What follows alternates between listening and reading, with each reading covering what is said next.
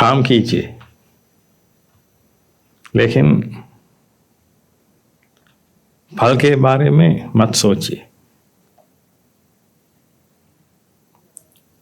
क्योंकि फल के लिए आपको कोई अधिकार नहीं है, वो भगवान का काम है। आप हेतु इकट्ठा कीजिए,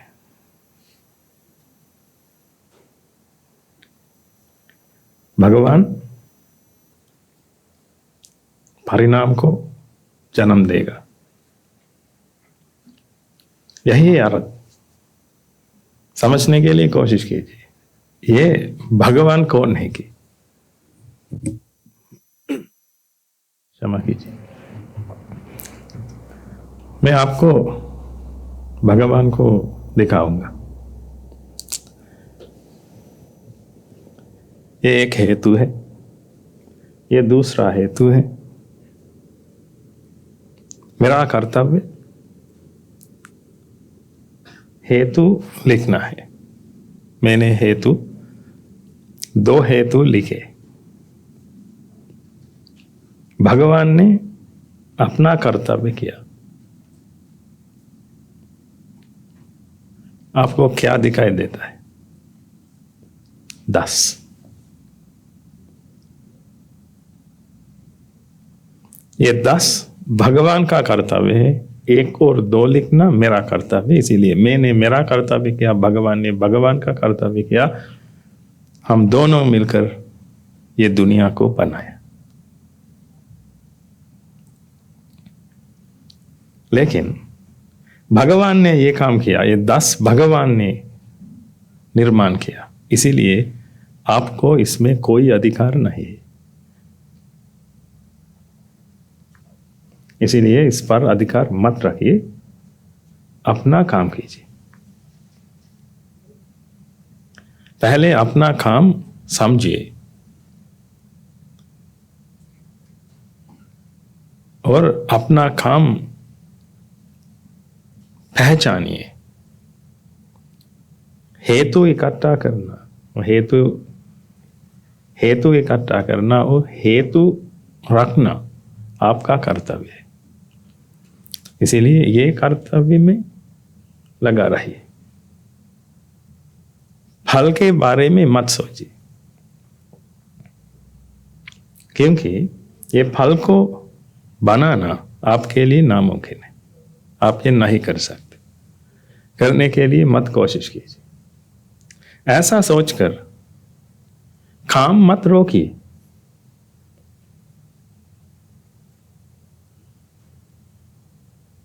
काम कीजिए, फल में उम्मीद मत रखिए, क्योंकि वो भगवान का काम है। ये भगवान कौन है? वह भगवान कृष्ण ने ये बोला, हमें सिखाया। भगवान कृष्ण ने एक अच्छे गुरु थे, उसने हमें सिखाया इसके बारे में। लेकिन लोगों ने सोचा कि ये भगवान के बारे में बात करते, लेकिन ये भगवान कौन है? भगवान कृष्ण है भगवान। उसने भगवान के बारे में बोला हमें। ये भगवान प्रकृति है। प्रकृति में एक गुण है। प्रकृति में एक गुण है, हेतु इकट्ठे करने के बाद हेतु इकट्ठे करने के बाद फल उत्पन्न होता है। एक फल उत्पन्न होता है। यह प्रकृति का नियम है। वो हेतु इकट्ठे होने से फल प्रकट होता है। ये प्रकट करना प्रकृति का काम है। भगवान बुद्ध ने इसको अलग नाम इस्तेमाल किया। क्या है ये नाम?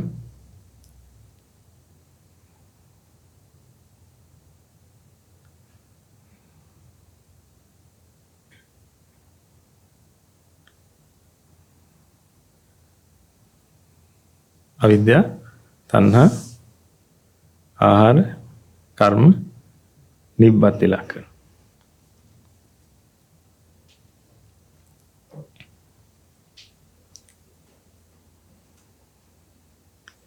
ये निवृत्ति लक्षण का कर्तव्य यानी एक फल को निवृत्ति करना, निष्पादन करना, उत्पादन करना, निर्माण करना।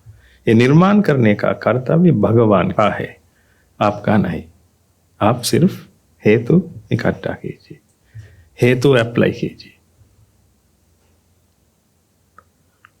इस पर अधिकार मत रखिए, क्योंकि ये आपने किया हुआ काम नहीं है। आपको ये काम करना नामुमकिन है। भगवान मत होइए, आप भगवान नहीं है, आप एक इंसान नहीं। हेतु इकट्ठा कर सकते, हेतु अप्लाई कर सकते, एक लिख सकते हैं, 0 लिख सकते हैं। 1 और 0 के बाद लिखने के बाद ये 10 प्रकट होगा। यही है सभा। इसमें भी हेतु फल है। कुछ लोगों के लिए हेतु फल है। हेतु फल मतलब the theory of cause and effect है। कुछ लोगों के लिए भगवान है। भगवान बुद्ध ने हमें सिखाया हम कैसे भगवान को समझ सकते हैं। ये एक तरीका है। ये निर्वाण को अर्थ दे सकते हैं हम कैसे भगवान को समझ सकते हैं।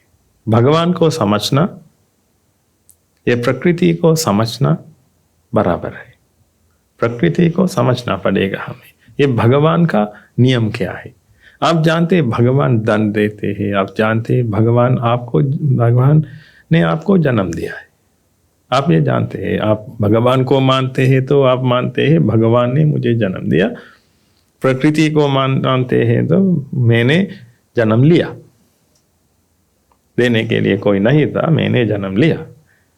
लेकिन आप विश्वास करते हैं कर्म के बारे में।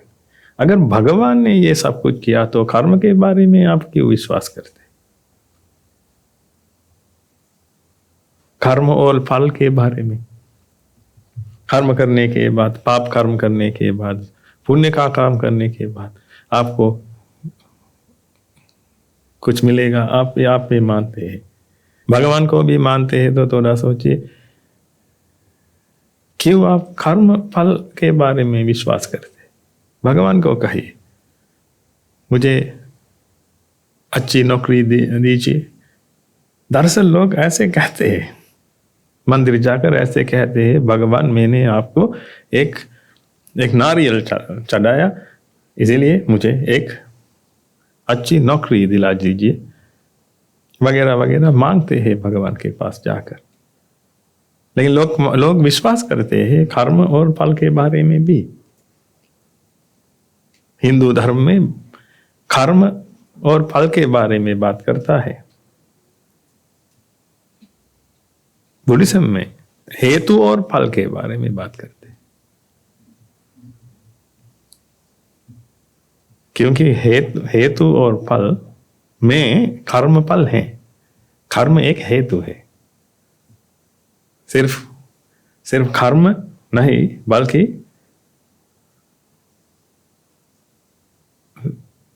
इसमें ज्यादा अन्य और हेतु हैं। अज्ञान है, तृष्णा है, आहार है, नाम रूप है, बहुत है। इसीलिए भगवान बुद्ध ने कर्म फल के बारे में नहीं सिखाया हमें, उन्होंने हमें हेतु फल के बारे में सिखाया। कई हेतु है, लेकिन आप मानते हैं कर्म फल के बारे में, आपने कर्म किया है तो अच्छा कर्म किया है तो अच्छा फल मिलेगा, आप ये मानते हैं।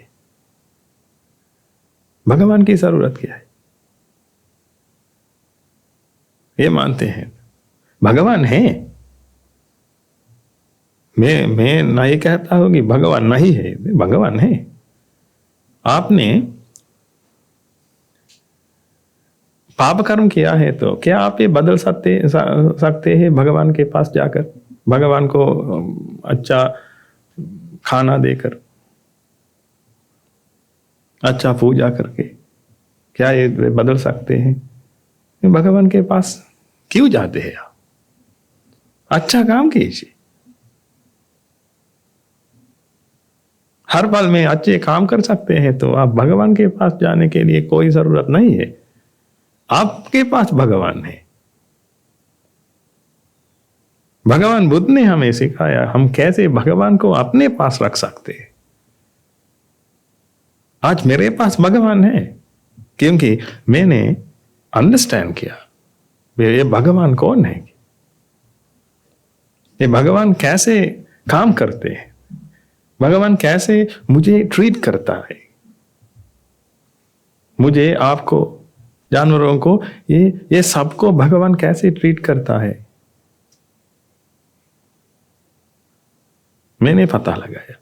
इसीलिए आज भगवान मेरे पास है। इसीलिए मैं भगवान के पास नहीं जाता। भगवान मेरे पास है तो मैं क्यों भगवान के पास जा?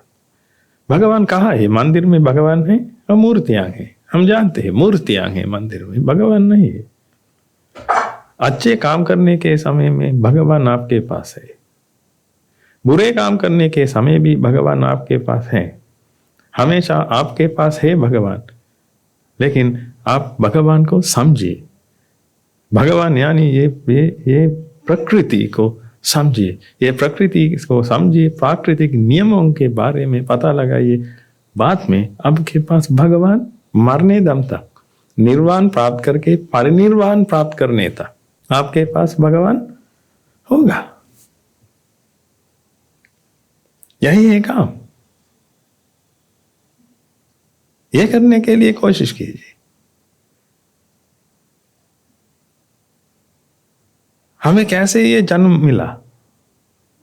हम जानते हैं ये कर्म फलों के बारे में। हमने कुछ कर्म किया, इसीलिए हमें ये मनुष्य शरीर मिला, ये मनुष्य भाव मिला। हम मनुष्य है। अब हम मनुष्य है ये कर्मों की वजह से। अच्छे कर्म कर सकते हैं तो अच्छा फल मिलेगा। ये कर्म अवबोध कर सकते हैं तो, समझ सकते हैं तो ये कर्म कैसे उत्पन्न होता है। आप ये संसार सागर पार करेंगे।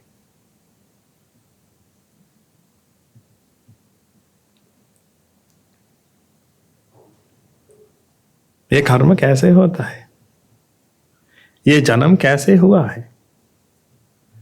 इसीलिए भगवान कृष्ण ने कहा जन्म कर्म च मे दिव्यम एवं यो वेत्ति तत्वतः तस्मा एवं पुनर्जन्म नैति मामेति सोऽर्जुन।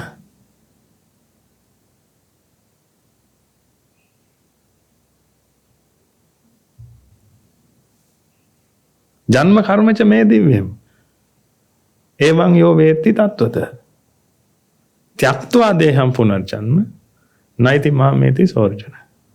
अर्जुन को कहा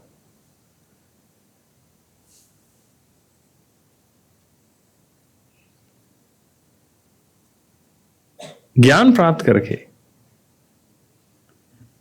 ये जन्म और कर्म कैसे होता है कि समझिए। ये समझने के बाद आप ये शरीर छोड़ने के बाद, ये समझ के आप ये शरीर छोड़ने के बाद आपको अगला जन्म नहीं मिलेगा।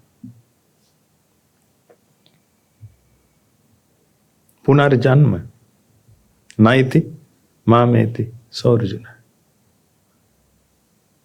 ये पुनर्जन्म नहीं होगा।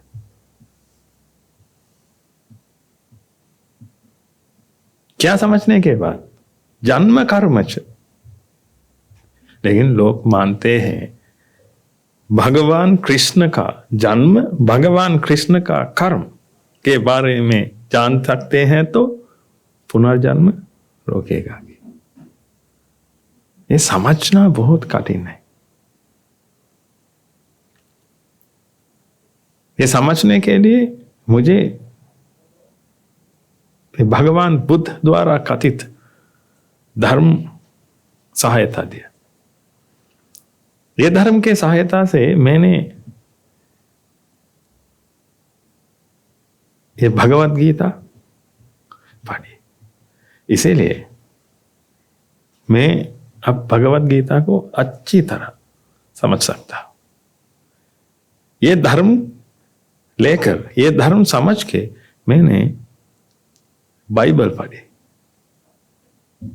इसीलिए बाइबल के क्या है ये मैं अच्छी तरह जानता हूं। ये बहुत गंभीर धर्म है। ये प्रकृति का नियम यानी प्राकृतिक नियमों के बारे में उसी ग्रंथों में है। थोड़ा सोचिए, जन्म कर्म च मे दिव्यम एवं यो वेति तत्वतः। आप समझ सकते हैं तो ये जन्म कैसे? जन्म यानी हमारा जन्म नहीं है। जन्म हम जाति कहते हैं, हम जाति कहते हैं यानी ईगो, यही है जन्म। भगवान कृष्ण का जन्म भी श्रेष्ठ है। जन्माष्टमी में हम ये मना सकते हैं, वो भी श्रेष्ठ है। मैं इंसल्ट नहीं करता किसी को भी, भगवान को नहीं बल्कि किसी को भी इंसल्ट नहीं करता। मैं मदद करने के लिए कोशिश करता। ईगो यही है जन्म। कर्म, ये कलम को उठाना कर्म नहीं है, इसको हम क्रिया कहते हैं। कुछ एक्शन है। कर्म मतलब पीड़ित मन से बाहर आने के लिए कुछ करता है तो उसको हम कर्म कहते हैं। यही है कर्म। कर्म में राग द्वेष मोह है। राग द्वेष मोह के साथ हम कर्म करते हैं हमेशा। इसके बिना कर्म नहीं कर सकते। हमेशा राग द्वेष मोह उत्पन्न होता है कर्म करने के बाद, लेकिन क्रिया करने के बाद कुछ नहीं उत्पन्न होता। अरहत भिक्षु भी क्रिया करता है,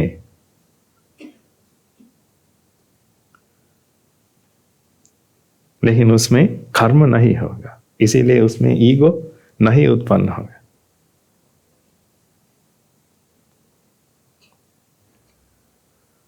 उनके मन में ईगो नहीं है, लेकिन वो क्रिया कर सकता है। कुछ कर्तव्य निभाते हैं वे कुछ कर्तव्य निभाते हैं, लेकिन कर्म नहीं करते। कर्म करने के लिए हमें अविद्या और अज्ञान और तृष्णा की जरूरत है। अज्ञान और तृष्णा है तो मन पीड़ित होता है।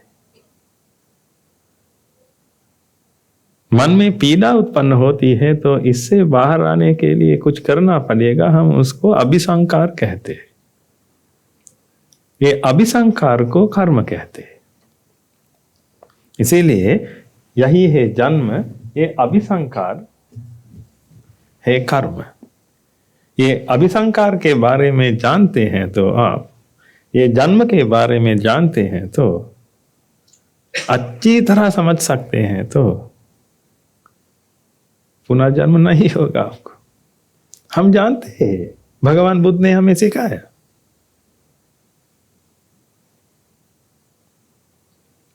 इसीलिए निर्वाण प्राप्त करने के लिए यह श्लोक भी उपयोग कर सकते हैं। हमें कुछ भी उपयोग कर सकते हैं। आप कहते हैं तो मैं ये उपयोग करके आपको बताऊंगा कैसे निर्वाण प्राप्त कर सकते हैं। इससे इससे कैसे निर्वाण प्राप्त कर सकते हैं। इसीलिए ये श्लोकों में ज्ञान है, हमें समझना पड़ेगा। समझने के लिए आपको सम्यक दृष्टि की जरूरत है। सम्यक दृष्टि है तो यानी ये प्राकृतिक नियमों के बारे में आपको पता है तो इसके जरिए आप ये पुस्तकों को पढ़ेंगे। नहीं तो आप एक भगवान को देखेंगे, अर्जुन को देखेंगे, किया हुआ क्रिया को देखेंगे, ये कर्म के बारे में जानते नहीं, ये जन्म के बारे में जानते नहीं। आप मुझे कही जन्म, हम जन्म कहते हैं तो बर्थ है ना, जन्म यानी बर्थ। हमारे मन में कोई बच्चे के जन्म के बारे में याद है, ये जन्म कहने से, लेकिन ये जन्म वो नहीं है। ये जन्म ईगो के बारे में प्रति क्षण में ये होता है, ये जन्म प्रति क्षण में ये भी होता है, प्रतिफल में, हर पल में ये होता है, हर पल में ये होता है, क्योंकि ये चित्त की प्रक्रिया है। ये चित्त की प्रक्रिया हमेशा होती रहती है। चित्त की प्रक्रिया मतलब रूप वेदना संज्ञा संखार विज्ञान, यही है चित्त। इसके साथ साथ ये भी होता है अज्ञान द्वारा तृष्णा, अज्ञान द्वारा तृष्णा उत्पन्न होती है। तृष्णा की वजह से पीड़ा उत्पन्न होती है। पीड़ा की वजह से, ये पीड़ा से बाहर आने के लिए अभिसंकर होता है। यही है सेफ्टी मैकेनिज्म। ये सेफ्टी मैकेनिज्म होता है। ये सेफ्टी मैकेनिज्म होने के बाद ये ईगो उत्पन्न होता है। ये प्रक्रिया होती है तो ये प्रक्रिया भी होती है। इसीलिए हर पल में, हर चित्त में ये दोनों प्रक्रियाएं होती रहती है। इसीलिए हर पल में आपका जन्म होता है, ये कर्म भी होता है हर पल में।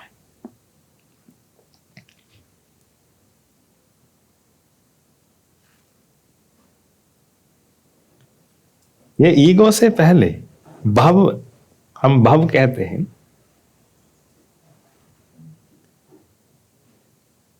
भव मतलब पुनर्जन्म।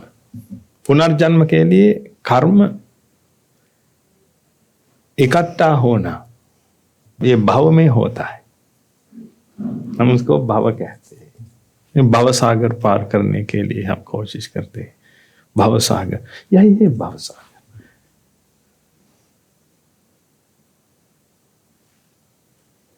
ये भव सागर पार करने के लिए हम ये कोशिश करते हैं। भव सागर मतलब ये पुनर्जन्म के लिए कर्म इकट्ठे होने की प्रक्रिया। पुनर्जन्म के लिए हम ये समाप्त कर सकते हैं तो पुनर्जन्म नहीं होगा। ये समाप्त करने के लिए हमें ये समाप्त करना पड़ेगा। ये अभिसंकरण समाप्त करना पड़ेगा। ये समाप्त करने के लिए अज्ञान को दूर करना पड़ेगा। अज्ञान को दूर करने के लिए ज्ञान प्राप्त करना पड़ेगा। ज्ञान प्राप्त कर सकते हैं तो ये कुछ भी नहीं होती। ये प्रक्रियाएं नहीं होती। ये प्रक्रियाएं नहीं होती है तो ये भव भी नहीं होती। इसीलिए पुनर्जन्म नहीं होती। ये समझने के लिए आपको ये ईगो के बारे में जानना पड़ेगा। ईगो मतलब जन्म के बारे में। इसीलिए भगवान कृष्ण ने कहा जन्म कर्म च, जन्म कर्म च मे दिव्यम एवं यो वेत्ति तत्तत्।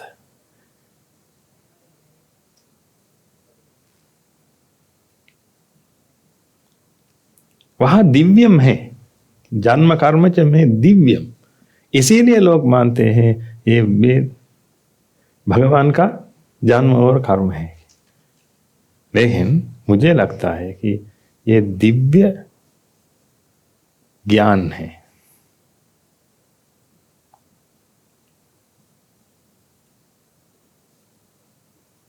ये मामूली ज्ञान नहीं है,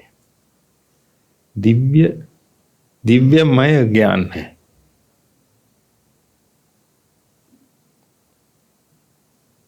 डिवाइन विस्डम। डिवाइन मतलब प्रकृति है। यह प्रकृति का ज्ञान है। आप प्रकृति के ज्ञान से ये जन्म और कर्म समझ सकते हैं तो पूरी तरह आपका पुनर्जन्म नहीं होगा। क्यों लोगों को, अन्य लोगों को बांटते हैं, निर्वाण प्राप्त करने के लिए ये पुस्तक पढ़िए, स्वर्ग जाने के लिए ये पुस्तक पढ़िए। ये कुछ भी पुस्तक पढ़ के निर्वाण प्राप्त नहीं कर सकते, स्वर्ग जा नहीं सकते। ये सब बहुत प्रैक्टिकल है, आपको करना पड़ेगा। पुस्तक पढ़ के क्या होगा?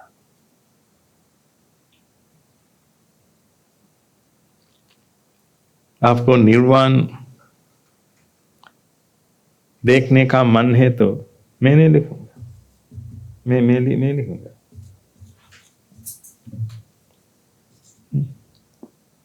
क्या प्राप्त हुआ? पढ़िए। झट से निर्वाण प्राप्त कर सकते हैं, ये पढ़कर निर्वाण प्राप्त कर सकते हैं।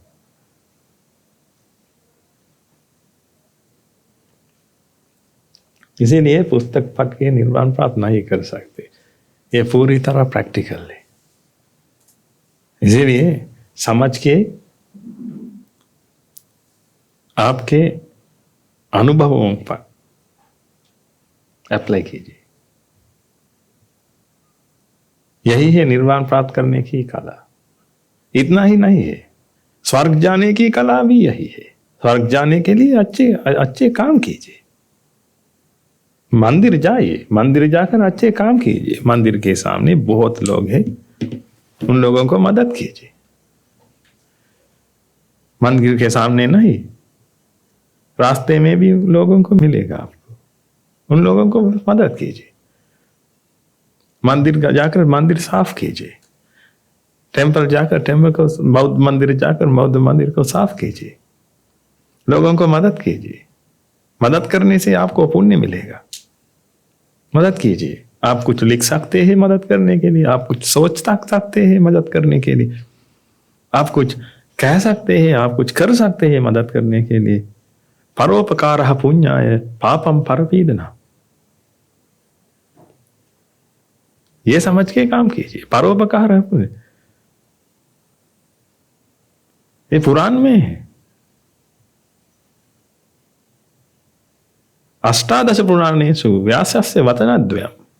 व्यास ऋषि ने 18 पुराण को पढ़कर इसमें लिखे हुए धर्म लेकर एक समीक्षा बनाया।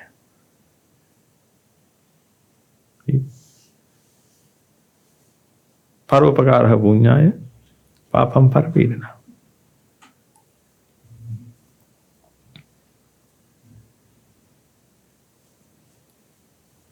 स्वर्ग जाने के लिए लोगों को मदद कीजिए। नरक में जाने हैं तो नरक में जाने के लिए लोगों को हर्ट कीजिए, पीड़ा दीजिए। नरक में जा सकते हैं। निर्वाण प्राप्त करने के लिए प्रकृति को समझिए।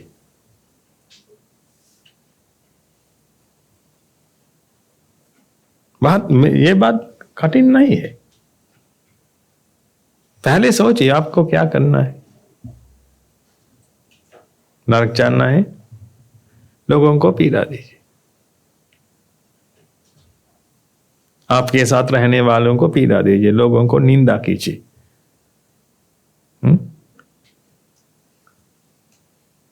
कुछ भी कर सकते हैं आप, आपके साथ रहने वालों को कुछ भी कर सकते हैं।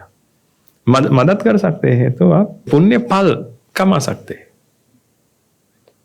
ये पुण्य का फल आपको मदद करेगा निर्वाण प्राप्त करने के लिए। निर्वाण प्राप्त करने के लिए आपको अच्छे गुरु की जरूरत है, अच्छे लोगों की जरूरत है, संगति करने के लिए आर्य लोगों की जरूरत है, सेहत अच्छी होना चाहिए। यह सब मिलेगा आपको पुण्य का फल से। इसीलिए पुण्य का काम कीजिए, पुण्य का फल कमाइए। पाप कर्म मत कीजिए। पाप कर्म करने से आप निर्वाण से दूर जाएंगे। जीने के समय थोड़ा सोचिए, आपके साथ रहने वालों को आप क्या करते हैं। हम लेंगे आप माँ है, आप पिताजी है, आप एक गुरु है। अब आपको कुछ कर्तव्य निभाना है। इसीलिए शायद आप आपके बच्चों को डांटते हैं। मन में क्या है? आप बच्चों को डांटते हैं क्योंकि आप माँ हैं, आप पिताजी हैं, आप गुरुजी हैं। आप गुरुजी होकर आपके शिष्यों को डांटते हैं। लेकिन थोड़ा सोचिए, आपके मन में क्या है, क्या विचार है आपके मन में? ये डांटने का कारण क्या है? दया से, करुणा से आप डांटते हैं, मैत्री से, मैत्री पूर्वक आप डांटते हैं। आपके मन में उत्पन्न हुई पीड़ा से बाहर आने के लिए आप अन्य लोगों को डांटते हैं। ये करते हैं तो आपके मन में अपुण्य फल उत्पन्न होगा। ये करके मत सोचिए मैंने उसको डांटा क्योंकि मैं उसका गुरु है।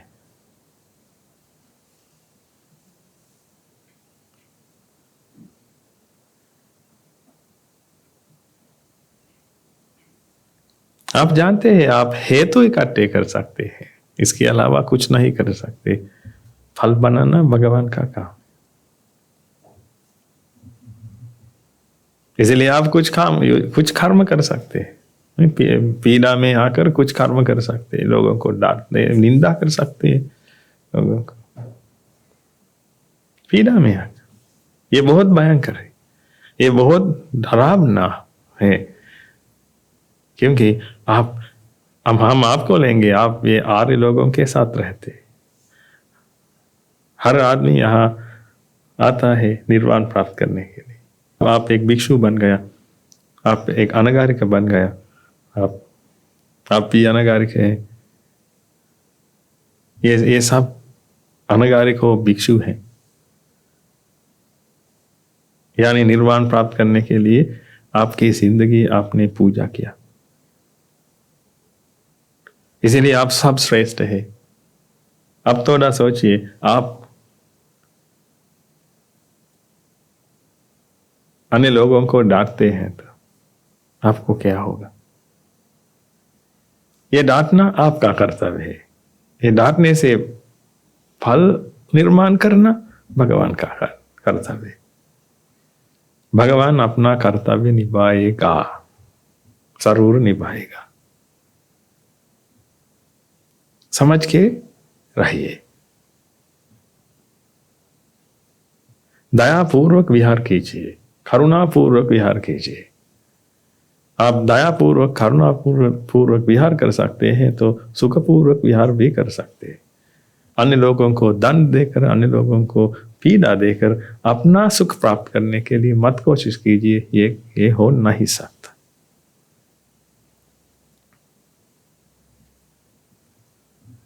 ये कभी हो नहीं सकता।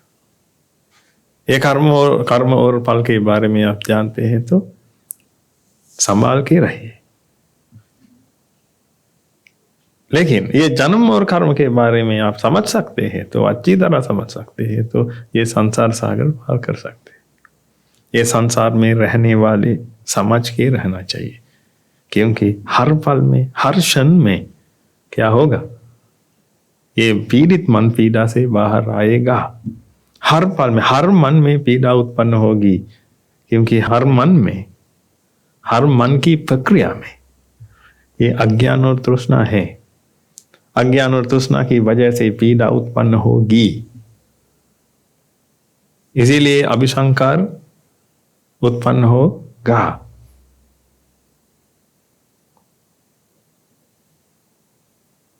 यानी कर्म होगा। ये पुण्य का काम हो सकता है, पाप का काम हो सकता है। इसीलिए हर पल में आप कुछ ना कुछ करते हैं। इसीलिए भगवान बुद्ध ने हमें सिखाया हर पल में मैत्री से रहिए, विहार कीजिए, मैत्री पूर्वक विहार कीजिए। उन्होंने हमें सिखाया मैत्री पूर्वक विहार कीजिए। मैत्री मतलब ये धर्म समझ के लोगों के बारे में, लोगों के मतलब ये मन के बारे में, लोग, जानवर, ये सब एक मन है। ये शरीर में मन की प्रक्रिया होती है। ये मन में पीड़ा उत्पन्न होती है, दुख उत्पन्न होता है। आप ये धर्म समझ सकते हैं तो समस्या भी समझ सकते हैं। धर्म समझने के लिए असफल वाले समस्या को भी जानते नहीं। लोग सोचते हैं कि समस्या ये गरीबी है वगैरह वगैरह।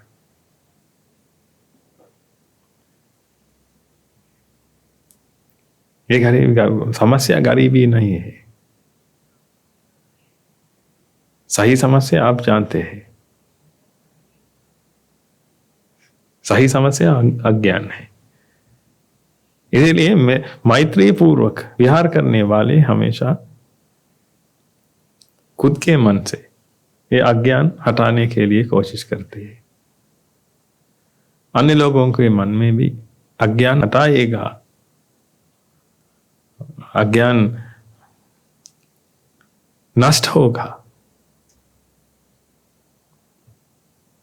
एक विनती है, इसके लिए काम भी करते हैं। इसके लिए सत्संग करते हैं, मदद करते हैं ये धर्म समझने के लिए, ये अज्ञान हटाने के लिए। हर मन से अज्ञान हटाने के लिए मन है उन लोगों के। यही है मैत्री पूर्वक विहार। भूखे कुत्ते को खाना भी खिला सकते हैं। खाने के बाद क्या होगा उसको, ये शरीर को ये भी समझने के लिए कोशिश कीजिए।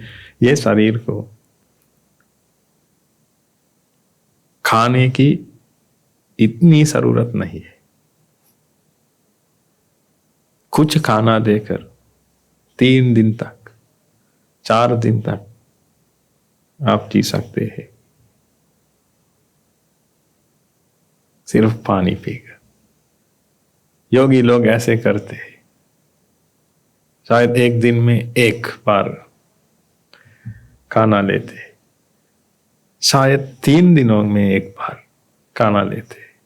ये भी काफी है ये शरीर को।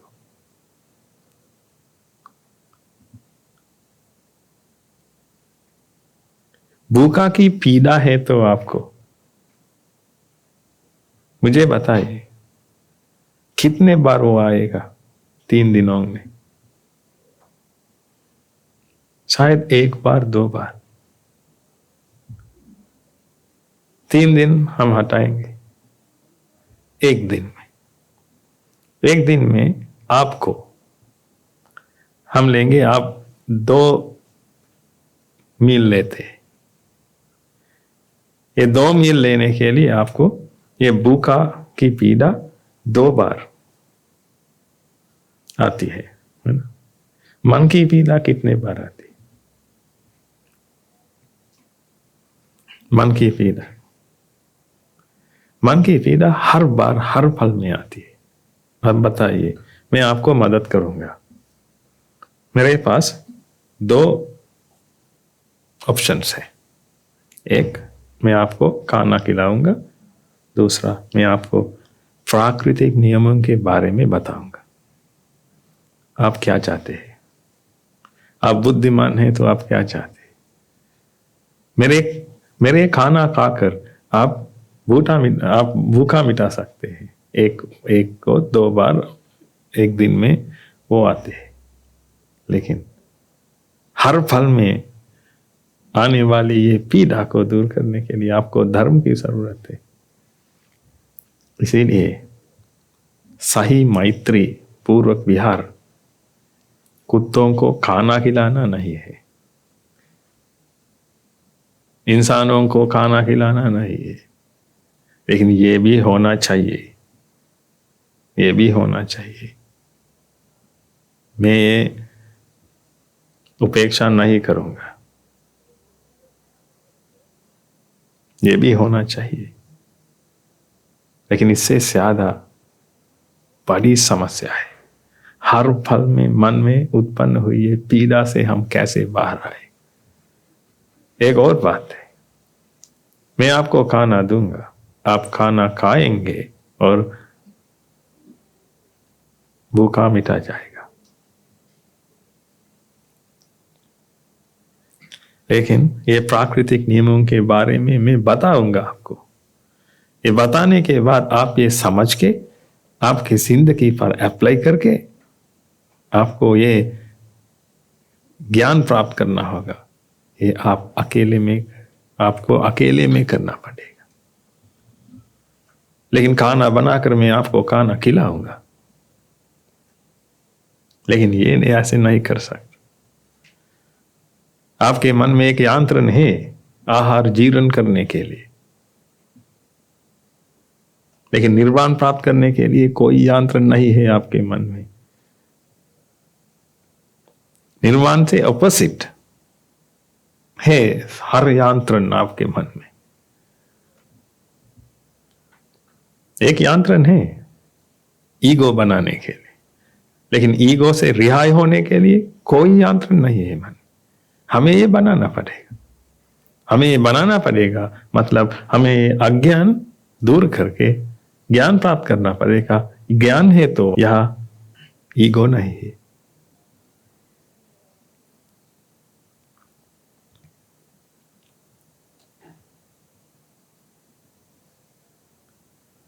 ज्ञान है तो ईगो नहीं। हम जानते हैं ये संसार में कोई अंत नहीं है, कि है ना, संसार में कोई अंत नहीं है। भगवान बुद्ध ने भी कहा संसार में कोई अंत नहीं है, क्योंकि संसार में कोई अंत नहीं हो सकता, क्योंकि संसार में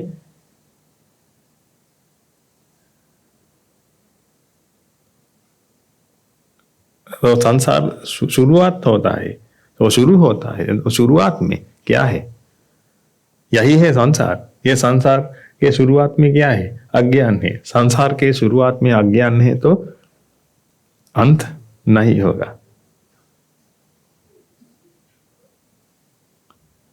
शुरुआत में ज्ञान है तो अंत होगा। ज्ञान है तो ये भाव ये उत्पन्न नहीं होता, ये नहीं है तो पुनर्जन्म नहीं होता। यही है पुनर्जन्म। पुनर्जन्म होने के लिए कर्म इकट्ठे करने वाले यांत्रण यही है। ये है तो भाव है तो एक और मन उत्पन्न होगा और एक और मन की प्रक्रिया होगी। भाव है तो, इसीलिए भाव नष्ट करने के लिए हमें ये यांत्रण को हटाना पड़ेगा, समाप्त करना पड़ेगा, रोकना पड़ेगा ये प्रक्रिया को।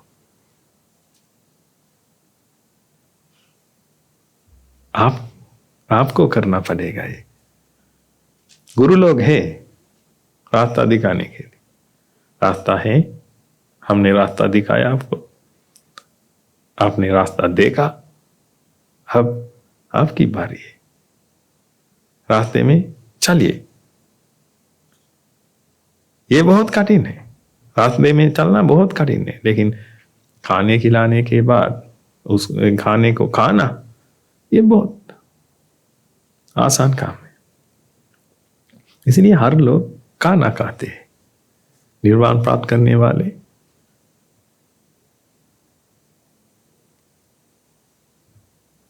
बहुत छोटे।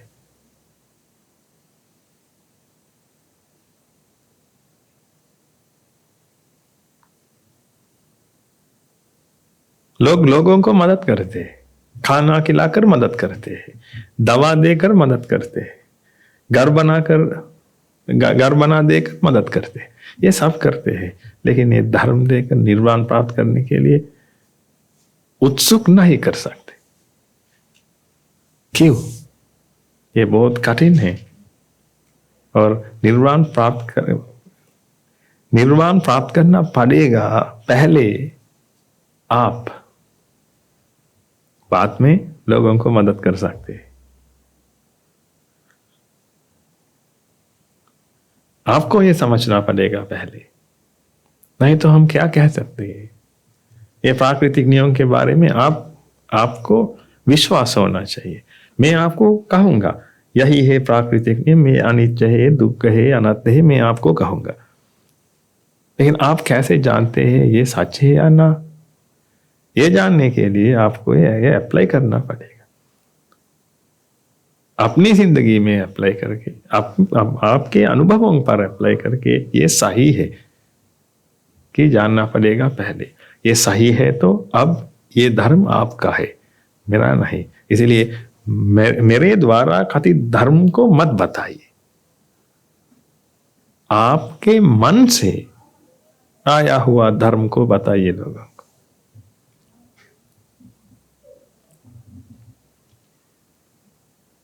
क्योंकि आप 100% विश्वास करके ये कह सकते हैं, लेकिन मेरे द्वारा कथित धर्म से आप क्या कह सकते हैं? आपको सुना,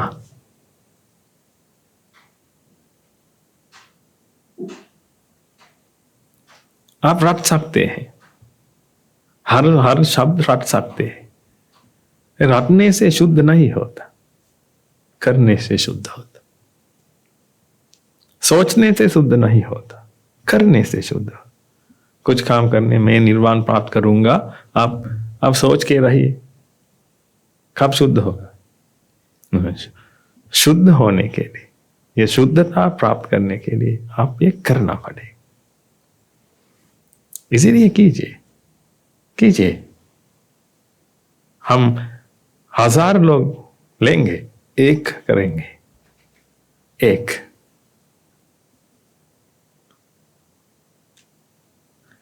0.1% लोग ये करेंगे।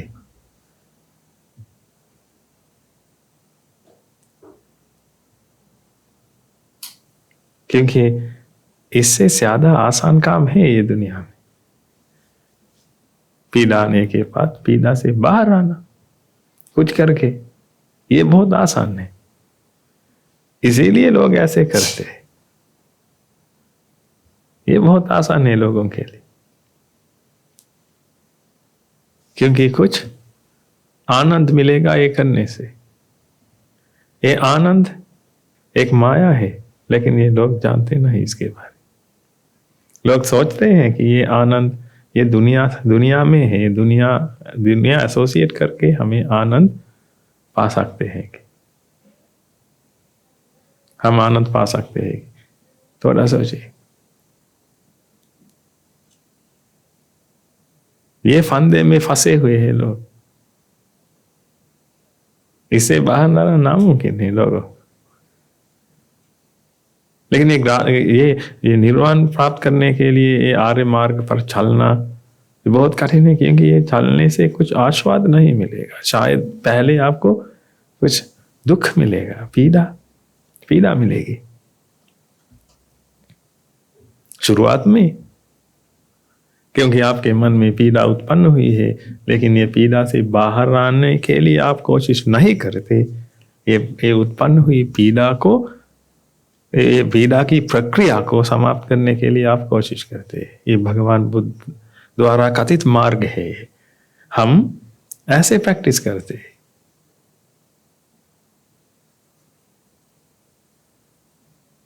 इसीलिए हम कुछ चाहते हैं तो ये इस्तेमाल कर नहीं सकते हैं।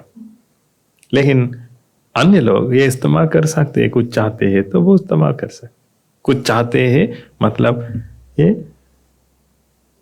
तृष्णा की वजह से कुछ चाहते हैं, वे लोग इच्छा है मन में, ये इच्छा की वजह से पीड़ा उत्पन्न हुई है, पीड़ा से बाहर आ सकते हैं क्योंकि पैसे हैं उन लोगों के पास, पैसे नहीं है तो चोरी करके भी कुछ भी करके ये कर सकते हैं, लूट मार के भी कुछ भी करके ये कर सकते हैं।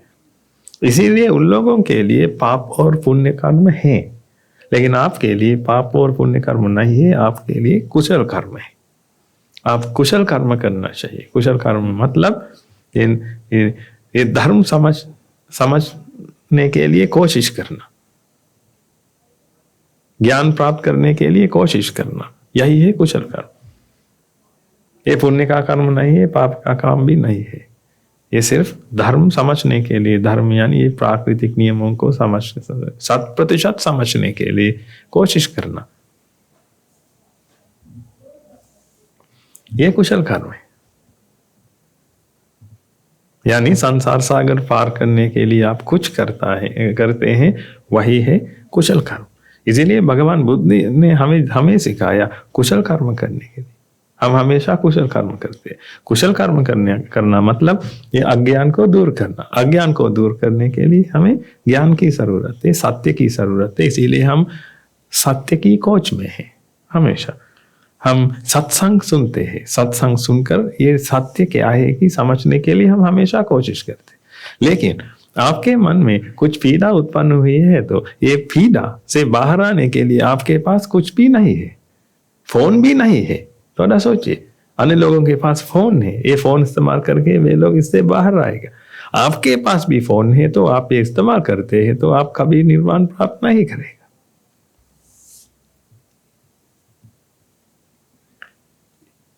ये फोन की समस्या नहीं है, फोन आपके पास रखिए, लेकिन पीड़ा आने के बाद आप ये फोन इस्तेमाल करते हैं तो आप कैसे निर्वाण प्राप्त करेंगे? क्योंकि फोन इस्तेमाल करके निर्वाण प्राप्त करने वाले बहुत है ये दुनिया में। बार बार संसार में आकर बहुत दुख उठाते हैं लोग। इसलिए आपके पास सिर्फ फोन नहीं बल्कि सब,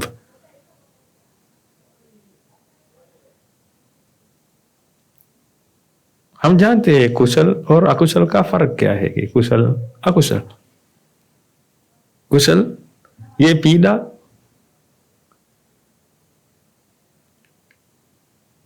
की प्रक्रिया को समझ के ये प्रक्रिया को रोकने के लिए कुछ करते हैं तो वही है कुशल कर्म। ये कुशल कर्म है। ये पीड़ा उत्पन्न होने के बाद इससे बाहर आने के लिए कुछ करते हैं तो कुछ भी इस्तेमाल करके, आपका मन इस्तेमाल कर सकते हैं आप, आपका आंखें इस्तेमाल कर सकते हैं, आप कुछ भी इस्तेमाल कर सकते हैं। आपकी आंखें, आपका मन, आपका नाक, कुछ भी ये इस्तेमाल करके ये वस्तुओं को देखकर, ये चित्र को देखकर, ये कुछ भी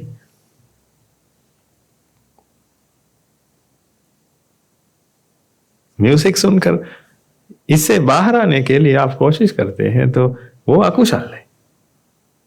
पुण्य का हो सकता है, पाप का हो सकता है, लेकिन अकुशल नहीं हो। आप अकुशल करते रहिए, निर्वाण प्राप्त नहीं होगा। कुशल करके रहिए, निर्वाण प्राप्त होगा। लेकिन कुशल करने के समय में पीड़ा से बाहर आने के लिए कुछ नहीं है, इसीलिए ये थोड़ा कठिन होगा।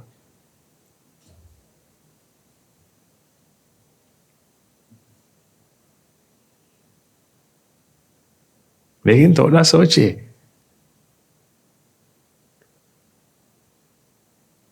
ये अत्यंत गंभीर बात है। हम संसार सागर पार करने के लिए कोशिश करते, ये कठिन होना चाहिए, है ना। ये काम बहुत आसान से कर सकते हैं तो कुत्ते भी निर्वाण प्राप्त करके परिनिर्वाण प्राप्त कर सकते हैं। ये बहुत कठिन काम है, धीरे धीरे करना पड़ेगा, धीरज रखकर करना पड़ेगा। धीरज चाहिए, क्योंकि ये पीड़ा आने के समय पीड़ा से बाहर आने के लिए कुछ मत इस्तेमाल कीजिए, धर्म इस्तेमाल कीजिए, अधिष्ठान पूर्वक विहार कीजिए। अधिष्ठान चाहिए, हिम्मत मत तोड़िए, हिम्मत लगाइए, दम लगाकर काम कीजिए, दम लगाकर ये रास्ते पर चलिए, नहीं तो ये नहीं कर नहीं सकते।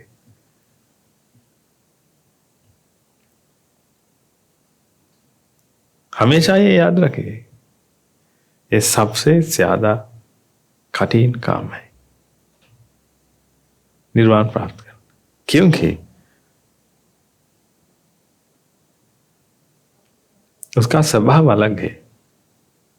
खाना बहुत आसान है ना, उसका स्वभाव अलग है। पीड़ित मन से बाहर आने के लिए, कुछ करने के लिए नेचुरल टेंडेंसी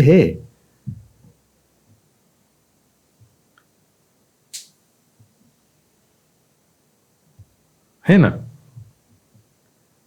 लेकिन ये प्रक्रिया को रोकने के लिए कोई टेंडेंसी नहीं है।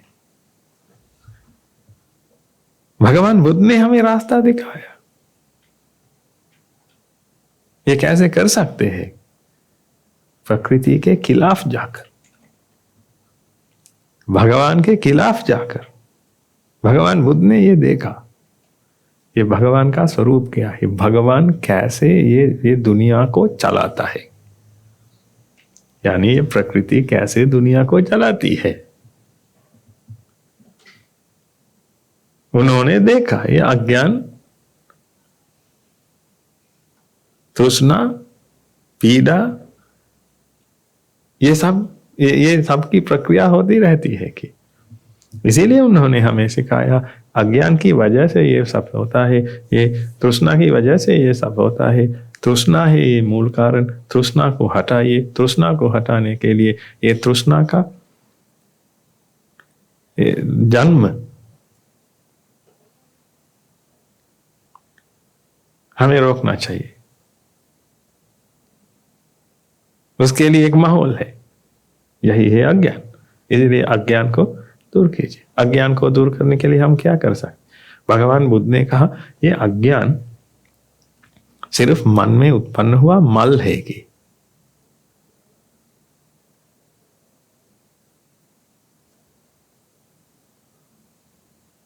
आयन में उत्पन्न हुआ मल, आयन को कहते हैं।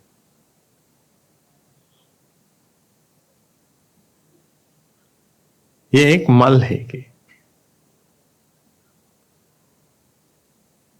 वो शक्ति नहीं है, वो एक मल है, वो अज्ञान है। इसीलिए हम आसान से ये दूर कर सकते हैं ज्ञान प्राप्त करके। इसीलिए कैसे हो भी ज्ञान प्राप्त कीजिए। ये अज्ञान प्राकृतिक नियमों के लिए है, प्राकृतिक नियमों के लिए अज्ञान है। शायद आप 2 टाइम्स टेबल जानते हैं, इसमें आप अज्ञानी नहीं है, लेकिन प्राकृतिक नियमों के बारे में आप अज्ञानी है। इसीलिए आपके मन में ये ईगो उत्पन्न होता है, खुद का अनुभव होता है। आप जानते हैं खुद का अनुभव होने के बाद क्या होगा। इसीलिए आज आप ये निर्वाण प्राप्त करने के लिए भी उत्सुक नहीं है, क्योंकि ईगो है। ईगो चाहता है हमेशा ये दुनिया में रहने के लिए। तो ना सोचिए, ये आपका स्वभाव क्या है? क्या आप मरना चाहते हैं? आप मतलब ईगो है, ये ईगो है। आपकी तरह कुछ भी वहां नहीं है, इंसान की तरह कुछ भी ये शरीर के अंदर नहीं है। आप ये सब जानते हैं, आप ये कुछ भी नहीं है। ये मन की प्रक्रिया होती है। किसकी मन की प्रक्रिया होती है? हम ये नहीं कह सकते किसकी मन की। किसके मन की प्रक्रिया होती है हम कह नहीं सकती। मन की प्रक्रिया होती है। जानवर के शरीर में भी मन की प्रक्रिया होती है। ये प्रक्रिया बराबर है, समान है सब लोगों के लिए। सब लोगों नहीं, सब जानवर, सब प्राणी के लिए ये प्रक्रिया समान है, ये प्रक्रिया बराबर है। ये रूप वेदना संज्ञा संकार विज्ञान, ये रूप में क्या ये जानवर का रूप है, जानवर का रूप, इंसान का रूप, देवी देवता का रूप, ब्रह्म का रूप वगैरह वगैरह, कोई रूप नहीं है। रूप है तो ये रंग है ना। मनुष्य का रंग एक है क्या? मनुष्य का रंग एक है, जानवर का रंग एक है? नहीं, ये रंग है, ये आवास है, ये गंध है, ये रस है, ये रूप में, ये सोच विचार है, ये स्पर्श है। स्पर्श में कोई अंतर नहीं है जानवर या मनुष्य, ये स्पर्श है। ये वेदना है, वेदना में कोई अंतर नहीं है। क्या अंतर है वेदना में? यहां रंग उत्पन्न होने के बाद ये रंग को दिखाई देता है, इसको हम वेदना कहते। यहां कुछ हुआ है, अब उसका पता है। यहां कुछ हुआ है तो उसका पता यहां होता है, तो अब वही है वेदना। अब बताइए, एक रंग उत्पन्न हुआ है,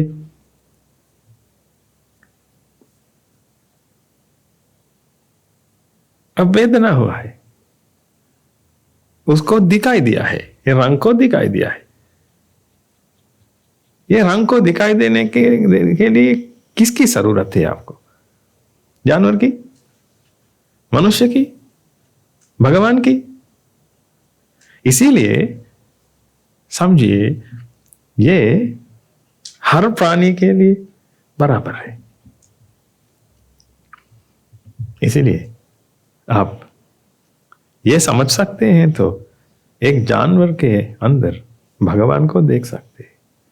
इसीलिए हमारे एंसेस्टर्स ने कहा हर रूप में भगवान है कि हर रूप में प्रकृति है, हर शरीर में प्रकृति है, हर प्राणी भगवान है। आपके अंदर भी भगवान है, स्वर्ग है। यीशु ने कहा स्वर्ग है ना, भगवान कृष्ण ने कहा भगवान, बुद्ध ने कहा कॉन्शियसनेस। ये सब एक ही है, अलग अलग नाम है। नाम में क्या है? शेक्सपियर ने कहा है ना? नाम में क्या है? अर्थ एक है। तो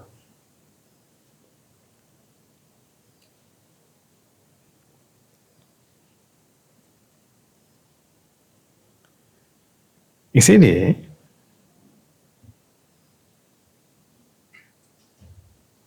देखिए, अन्य लोगों से खुद को देखिए, जानवरों में खुद को देखिए, पहले खुद को देखिए।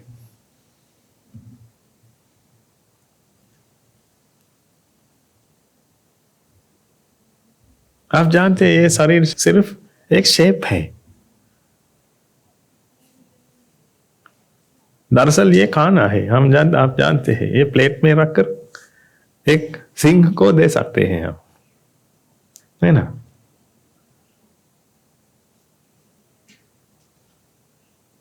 आपको बूंदने के लिए भी जरूरत नहीं है ना?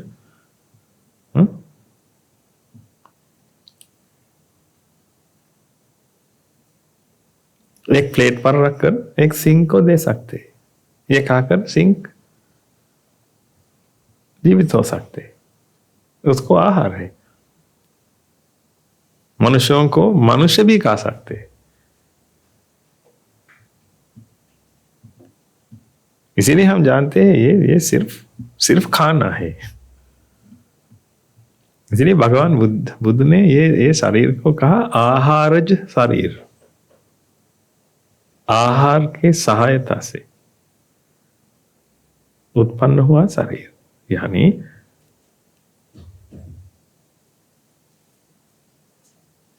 आहार। ये सिर्फ आहार है। खाकर दिखाइए, जानना चाहते हैं तो खुद को खा के खाइए, खुद को खाकर दिखाइए। ये सिर्फ खाना है, भिंडी की तरह, गोभी की तरह खाना है। इसमें क्या है, इसमें फर्क क्या है? ये शरीर में ये मन की प्रक्रिया होती है। गोभी के अंदर ये प्रक्रिया नहीं होती, भिंडी के अंदर नहीं होती, लेकिन जानवर के अंदर, मनुष्यों के अंदर ये प्रक्रिया होती है। लेकिन ये प्रक्रिया भी बराबर है, इसमें कोई फर्क नहीं है। ये थोड़ा अलग है, ये थोड़ा अलग है, लेकिन ये माया है, माया अलग है, ये सही है। आपका शरीर सही है, आपका शरीर सत्य है, ये भी सत्य है, लेकिन ये मन की भ्रांति है, ये ईगो, ये सिर्फ एक माया है। ये माया की वजह से आप मानते हैं कि मैं हूं, यानी ईगो को अनुभव होता है आपको। ईगो में आकर आप सोचते हैं कि ये मैं हूं, ये मेरा शरीर है, ये मेरा परिवार है, ये मेरा परिवार को कुछ हुआ है तो मैं आपको छोड़ता नहीं, ये दुनिया को मैं जलूंगा, जला के रहूंगा, मेरे परिवार को कुछ होते। थोड़ा सोचिए, थोड़ा सोचिए।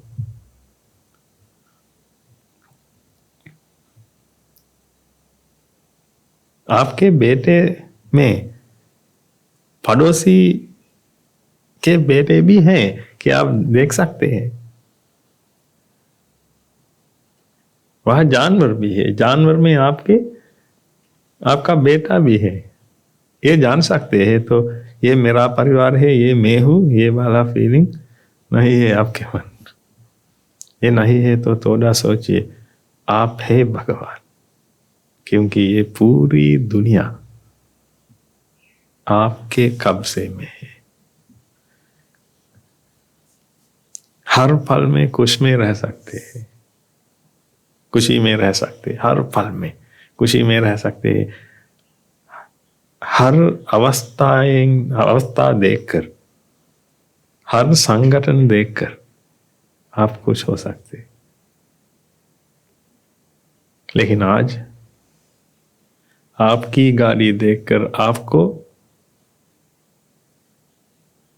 अनुभव होता है ये मेरी गाड़ी है।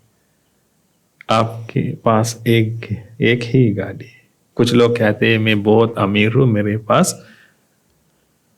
1000 गाड़ियां हैं, लेकिन मैं कहता हूं मैं सबसे ज्यादा अमीर हूं, ये दुनिया मेरी है। ये दुनिया को देखकर मैं खुश रहता, पूरी दुनिया को देख, मरने वालों को देखकर भी, जन्म लेने वालों को देखकर भी मैं खुश रहता, क्योंकि मैंने भगवान को देखा, भगवान बुद्ध के धर्म से। मैंने प्रकृति को देखा भगवान बुद्ध के धर्म से। इसीलिए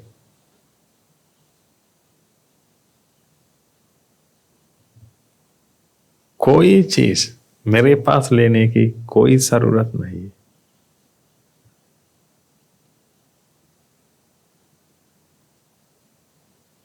वो इंग्लैंड में रहेगा, मैं यहां से खुश हूंगा, है ना।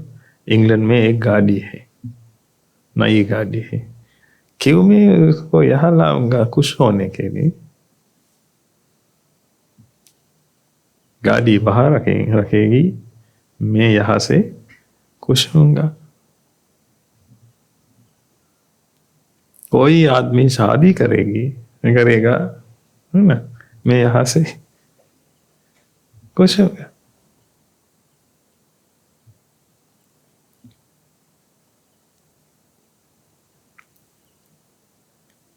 ये प्राप्त करने के लिए कोशिश कीजिए, ये दुनिया का मालिक बनने के लिए कोशिश कीजिए, भगवान बनने की कोशिश कीजिए।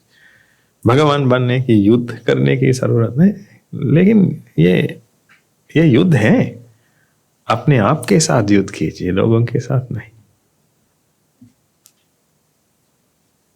खुद को हत्या कीजिए मरने से पहले।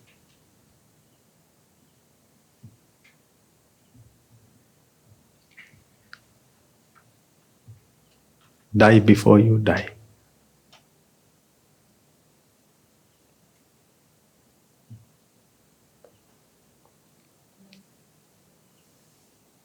खुद को हत्या कीजिए।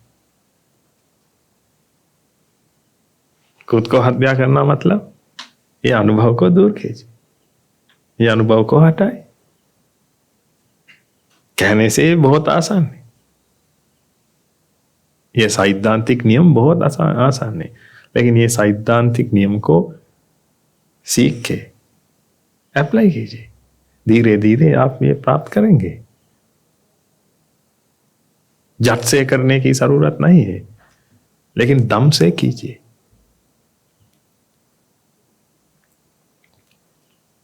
बोली बाली मत होइए। बोली बाली लोगों को ये नहीं कर सकते, कष्ट उठाना पड़े। एक ही कष्ट है, ये भूखे रहने की कोई जरूरत नहीं है, कुछ खाना चूस के खाने की कोई जरूरत नहीं है।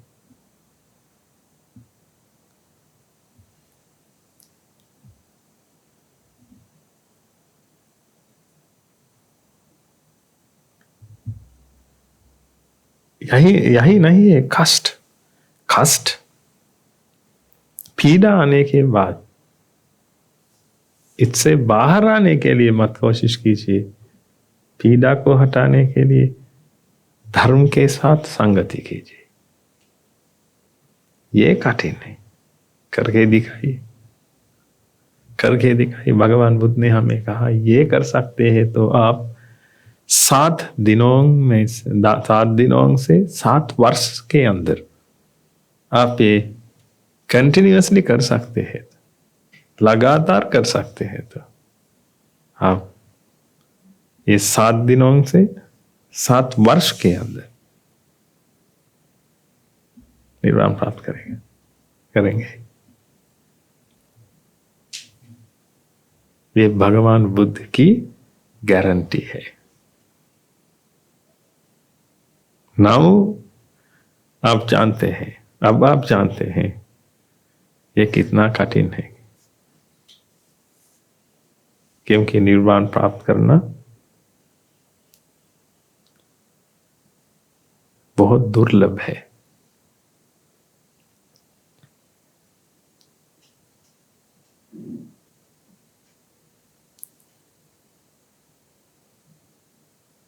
क्योंकि ये काम कठिन है। आपको धर्म मिला, ये धर्म मिला हुआ आपको ये काम कठिन है। बहुत लोगों को धर्म मिलना बहुत कठिन है, क्योंकि पुण्य नहीं है धर्म मिलने के लिए। उन लोगों को पुण्य देने के लिए हम कोशिश करते हैं, हम ये भाषा सीखते हैं। उन लोगों को ये मौका देने के लिए, यही है हमारा मैत्री। उन लोगों को खाना देने के लिए नहीं, उन लोगों को ये धर्म देने के लिए हम ये भाषा सीखते हैं। एक ना एक दिन ये लोग ये धर्म सुनेंगे, उन लोगों को धर्म सुनाई देंगे। इसके बाद वे लोग भी ये शुरू करेंगे। निर्वाण प्राप्त करना बहुत कठिन है कि समझ में आएंगे, लेकिन आज निर्वाण प्राप्त करना बहुत कठिन नहीं है उन लोगों को, क्योंकि वे लोग निर्वाण के बारे में कुछ जानते नहीं। सिर्फ एक ही रास्ता है लोगों को ये पीड़ाने के बाद इससे चट से बाहर आना। आप अमीर हैं क्योंकि आप पीड़ा से चट से बाहर आ सकते, इसीलिए पैसे इकट्ठे करते। नौकर है, नौकरानियां हैं, ये सब है, ये सब रखकर पीड़ा आने के समय क्विकली इससे बाहर आने के लिए कोशिश करते।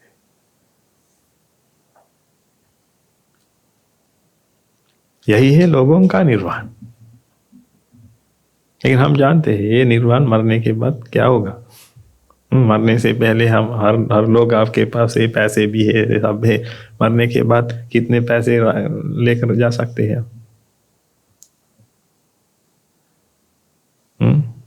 कितने धन संपत्तियां लेकर जा सकते हैं? कुछ भी नहीं, कुछ भी नहीं।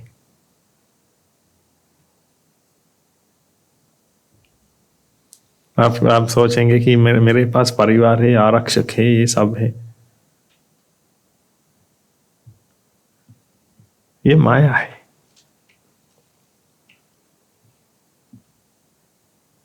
ये माया में मत फंसी। आपके पास कुछ है तो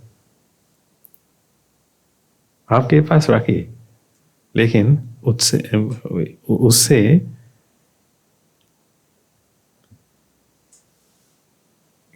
घमंड मत होइए। मेरे पास ये सब है कि आप जानते हैं, हत्या करने के लिए ले जाने वालों को अच्छे खाना देते हैं, है ना? बैंड बजाते हैं, बैंड बजाकर उसको हत्या करने हत्यागार में ले जाते हैं। उसके पास बहुत परिवार है, क्योंकि हर लोग उसका परिवार नहीं, बल्कि गांव में, शहर में हर लोग उसके साथ जाना चाहिए। ये राजा का नियम है, हर लोग उसके साथ जाते हैं। इसी पल में उसको भी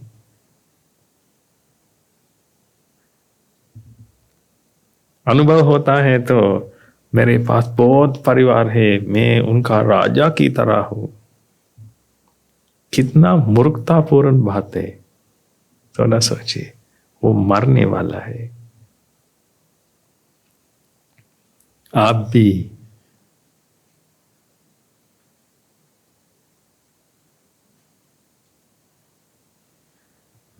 किसी ना किसी पल में आप मर जाएंगे, ये बात सही है।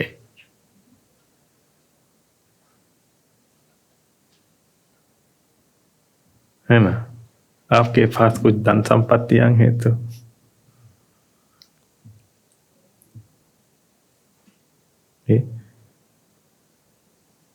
थोड़ा सोचिए, ये धन संपत्तियां की जरूरत क्या है आपको?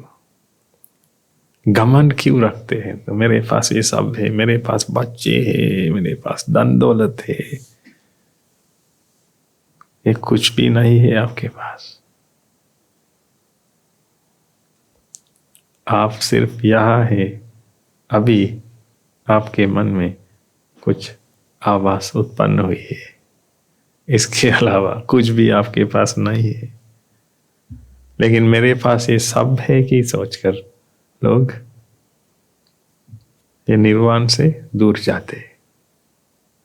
कुछ लोग पूछते हैं, मेरे पास सब है, ये सब, मेरे पास परिवार है, ये धन दौलत है, क्यों मैं एक भिक्षु बनूं?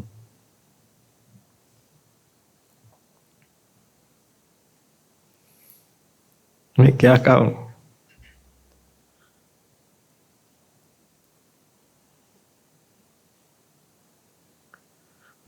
मुझे अच्छी नौकरी है, पैसे हैं, अच्छी बीवी है, अच्छा पति है, मैं क्यों निर्वाण प्राप्त करूं? उन लोगों को कहने के लिए मेरे पास कुछ नहीं।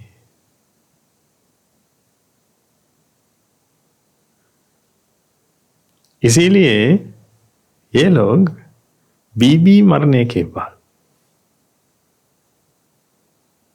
हमारे पास आते हैं, आकर कहेंगे मुझे एक भिक्षु बनना है क्योंकि मेरी बीबी मर गई है। अगर मेरे पास आए तो मैं कहूँगा कि एक बीबी मर गई है तो दूसरी बीबी लेकर आइए, क्योंकि आपका निर्वाण बीबी के अंदर है। लेकिन आप ये थोड़ा सोचिए, निर्वाण प्राप्त करने के लिए कोई बीबी है या ना, उसकी जरूरत नहीं है। ये पीड़ा को समझने के लिए कोशिश कीजिए। आप बीबी लेकर आते हैं घर में क्योंकि आपके मन में पीड़ा है। आपका घर एक दानशाला नहीं है, औरतों को खाने देने वाला धर्मशाला नहीं है आपका घर। आपके मन में पीड़ा है। ये पीड़ा से बाहर आने के लिए आप एक औरत को इस्तेमाल करते हैं, एक औरत आपको इस्तेमाल करते हैं। यानी औरत या वुमन या मैन, वो भी एक माया है। सच यही है। पीड़ा है मन में, ये मन की प्रक्रिया होती है। अज्ञान और तृष्णा की वजह से पीड़ा उत्पन्न होती है। किसकी? औरत की या मर्द की? मन की पीड़ा होती है। ये पीड़ा से बाहर आने के लिए मन कोशिश करता है, औरत नहीं, मर्द नहीं। लेकिन ये मन को महसूस होता है कि मैं हूं कि, दूसरा मन को भी महसूस होता है मैं हूं कि, इसीलिए मैं औरत हूं, मैं मर्द हूं, मुझे पीड़ा है। मैं पीड़ा से बाहर आने के लिए मैं एक औरत को लेकर आऊंगा। कुछ लोग हैं, कुछ मर्द है, पीड़ा से बाहर आने के लिए कुछ मर्द को लेकर आएगा। कुछ औरत है, पीड़ा से बाहर आने के लिए कुछ औरत को लेकर आएगी। क्या सही है, क्या गलत है? कुछ भी सही नहीं है, कुछ भी गलत नहीं है। ये जानवरों का खेल है। पीड़ा है तो पीड़ा से बाहर आने के लिए एक और जानवर को इस्तेमाल करना, ये जानवर का खेल है। लेकिन इंसान का खेल नहीं है। इंसान का खेल यही है। पीड़ा है तो पीड़ा को समझिए, पीड़ा को समझ के इसे हम कैसे विदा हो सकते हैं, ये सोचिए। इसके लिए भगवान बुद्ध है, भगवान कृष्ण है, यीशु है, ये सब है। प्रॉफेट मोहम्मद है, ये सब है।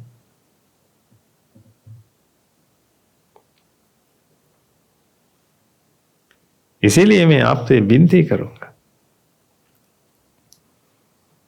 जानवर मत बनिए, जानवर का काम मत कीजिए। पीड़ा आने के समय इससे बाहर आने के लिए अन्य लोगों को इस्तेमाल करना जानवर का काम है। पीड़ा है तो पीड़ा को समझिए। भगवान बुद्ध ने हमें सिखाया, दुख है तो समझिए दुख को।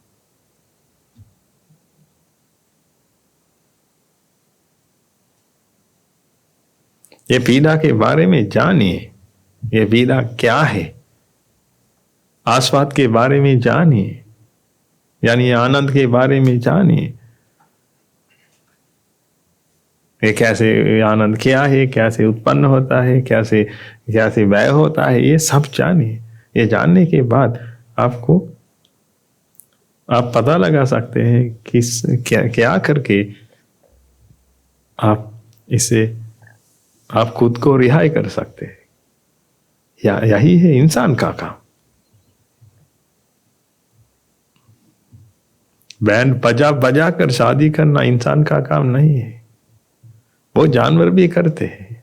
इसीलिए मैं कहता हूं, मैं इंसान को जानवर नहीं कहता, लेकिन लोग जानवर का काम करते, जानवर का काम करके लोग कहते हैं हम इंसान हैं, वो जानवर है। लेकिन थोड़ा सोचिए, ये जानवर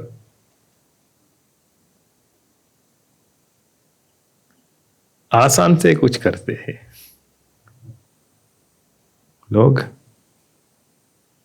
लोगों को ये करने के लिए बैन की जरूरत है। जानवर पीड़ा से बाहर आने के लिए एक और जानवर को आसान से इस्तेमाल करते हैं, लेकिन इंसानों को ये करने के लिए शादी की जरूरत है, एक बैंड की जरूरत है, बैंड बजाना पड़ेगा, फूलों का माला डालना पड़ेगा, ये हर जगह सजाना पड़ेगा। क्या करने के लिए? निर्वाण प्राप्त करने के लिए हर जगह जानना पड़ेगा। तो ये सही है, ये है, क्योंकि ये बहुत गंभीर बात है, जानवर नहीं कर सकते ये काम। लेकिन ये सजा कर, हर जगह सजा कर, बैंड बजा कर क्या करते हैं? जानवर का काम। इसीलिए मैं इंसानों से विनती करूंगा कि जानवर का काम करने के लिए ये पैसे मत खर्च कीजिए, जंगल में जाइए, लेकिन इंसानों का काम करने के लिए, भगवान का काम करने के लिए कोशिश कीजिए। आप ये कर सकते हैं, इसीलिए करके रहिए, एक इंसान बने।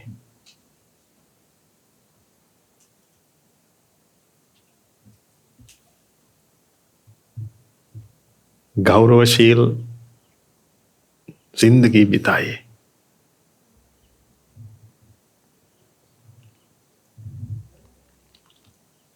अपने आप को एक जानवर मत समझिए, आप एक इंसान हैं।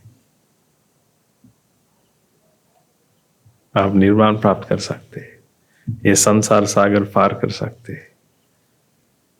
दम लगाकर ये कीजिए, ये मौका को मत गंवाइए, ये शायद आपकी आखिरी मौका है।